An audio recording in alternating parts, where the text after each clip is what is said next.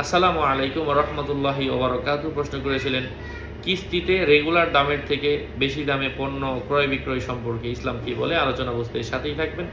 এখনও যারা চ্যানেলটি সাবস্ক্রাইব করেননি সাবস্ক্রাইব করতে ভুলবেন না। ভেরিফাই চ্যানেলের ডিসক্রিপশন বক্সে ক্লিক করলে আমার পেজ এবং আইডি আসবে। এটা ছাড়া আলাদা অন্য কোনো পেজ নেই, আইডি নেই, ইমো নেই, হোয়াটসঅ্যাপ নেই, টিকটক নেই। নাম ছবি থেকে বিভ্রান্ত হবেন না।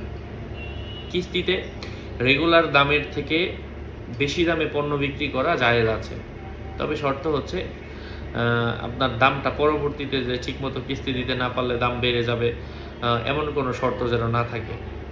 হ্যাঁ, ওলামায়ে কেরামগণ আমাদেরকে এটাই বলেছেন। কিস্তিতে পণ্য ক্রয় বিক্রয় করা জায়েজ রয়েছে। আল্লাহ বুঝার তৌফিক দান করেন। এই বিষয়ে আরও আলোচনা রয়েছে, আপনারা দেখবেন। আসসালামু আলাইকুম ওয়া রাহমাতুল্লাহি ওয়া বারাকাতুহু। এবং আরও অনেক কিছু শর্ত রয়েছে, আমরা সেই শর্তগুলো মেনটেন করব। ঠিক মতো আমরা টাইম মতো কিস্তিও দিয়ে দিব, পরবর্তীতে যেন এটার দাম নির্ধারণ থাকে, কয় মাসে দিবে এটা যেন নির্ধারিত থাকে।